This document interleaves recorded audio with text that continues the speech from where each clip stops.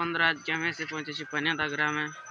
পানিয়াদা গ্রামে কাড়া লড়াই আছে, তো আমি আপনাদেরকে দেখাবো 1 নম্বর 2 নম্বর কাড়াগুলির কেমন মৌসুম আছে। দেখতে থাকুন আপনারা ভিডিওর মাধ্যমে। ভিডিওটি ভালো লাগলে লাইক, কমেন্ট, শেয়ার এবং সাবস্ক্রাইব করে দিবে। নমস্কার।